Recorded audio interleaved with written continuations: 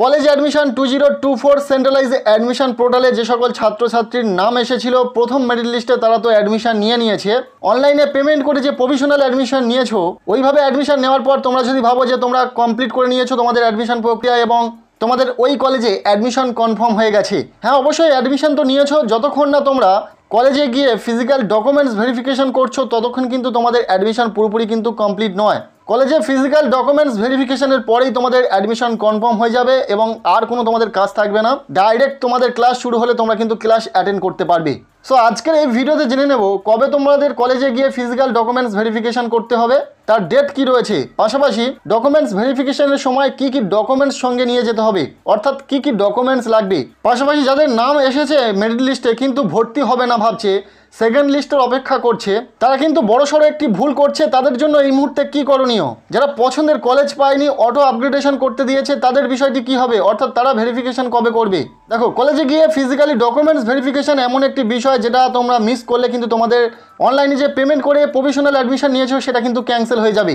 তাই অবশ্যই গুরুত্ব সহকারে ভিডিওটি শেষ পর্যন্ত দেখবে, ভালো লাগলে লাইক করবে, চ্যানেলে নতুন হলে অবশ্যই চ্যানেলটিকে সাবস্ক্রাইব করে রাখবে। প্রথমে আমরা জেনে নেব কলেজে কবে ফিজিক্যাল ভেরিফিকেশন হবে। দেখো, নোটিশে লেখা রয়েছে 30 জুলাই থেকে 6 আগস্টের মধ্যে ফিজিক্যাল ভেরিফিকেশন হবে।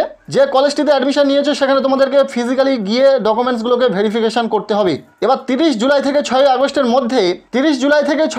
মধ্যে প্রতিটা কলেজের ডকুমেন্টস ভেরিফিকেশন হয়ে যাবে যাদের ফার্স্ট ফেজে অ্যাডমিশন হয়েছে। তবে এক সপ্তাহ ধরে তো ডকুমেন্টস ভেরিফিকেশন হয় না, প্রতিটা কলেজের ক্ষেত্রে আলাদা আলাদা নির্দিষ্ট ডেট পাবলিশ হবে, সেটা হয়তো ওয়েবসাইট থেকেই জানা যাবে। এ বিষয়ে পরবর্তীতে তোমাদের আপডেট দিয়ে দেবো। তবে এতটুকু কনফার্ম যে 30 জুলাই থেকে 6 আগস্টের মধ্যে ফিজিক্যাল ডকুমেন্টস ভেরিফিকেশন হবে প্রতিটা কলেজে। এবার জেনে নেওয়া যাক যে ভেরিফিকেশনের সময় কি কি ডকুমেন্টস লাগবে যেগুলিকে তোমরা ক্যারি করবে।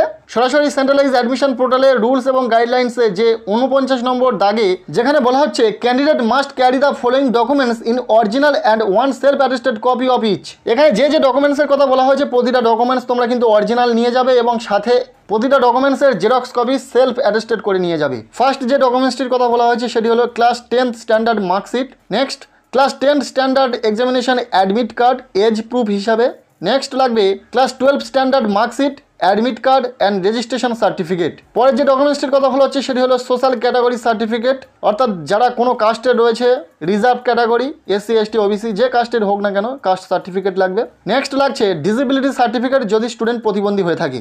পরের যে ডকুমেন্টসটির কথা বলা হচ্ছে valid photo ID proof as submitted in the application form. এরপর নেক্সট ডকুমেন্টসটি লাগছে আধার কার্ড এবং লাস্ট যে ডকুমেন্টসটি নিয়ে যেতে হবে সেটি হলো system generated provisional admission slip, অর্থাৎ তোমরা যে অনলাইনে অ্যাডমিশন নিয়েছো তার অ্যাডমিশন স্লিপটি ডাউনলোড করে প্রিন্ট আউট করে নিয়ে যেতে হবে। মূলত এই কটি ডকুমেন্টস তোমাদের প্রয়োজন রয়েছে ডকুমেন্টস ভেরিফিকেশনের সময়, যেগুলিকে তোমরা অরিজিনাল নিয়ে যাবে, পাশাপাশি প্রতিটা ডকুমেন্টসের 1 কপি করে জেরক্স নিয়ে যাবে। যাদের ডকুমেন্টসগুলি রেডি নিয়ে অবশ্যই তোমরা ফিজিক্যাল ভেরিফিকেশনের আগেই ডকুমেন্টসগুলি রেডি করে নাও। এবার যে বিষয়টি নিয়ে কথা বলবো, যে সমস্ত স্টুডেন্টের ফার্স্ট মেরিট লিস্টে কোনো একটি কলেজে অ্যালোটেড হয়েছে, তাদের নাম এসেছে কিন্তু ভর্তি না হয়ে সেকেন্ড মেরিট লিস্টের জন্য যদি অপেক্ষা করে, এটা কি পসিবল?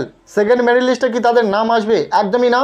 ফার্স্ট মেরিট লিস্টে যাদের নাম এসেছে, যাদের জন্য সিট অ্যালোটেড হয়েছে, তাদের প্রত্যেককে অ্যাডমিশন নিতে হবে এবং যদি সেটা তার খুব বেশি পছন্দের কলেজ না হয় তাহলে অটো আপগ্রেডেশনের সুযোগ পাবে। অটো আপগ্রেডেশন করলেই তবে সেকেন্ড মেরিট লিস্টে তাদের নাম আসতে পারে এবং যদি ভর্তি না হয় নির্দিষ্ট সময়ের মধ্যে, তাদের কিন্তু আর পরবর্তীতে ভর্তির কোনো সুযোগ থাকবে না ফার্স্ট ফেজে।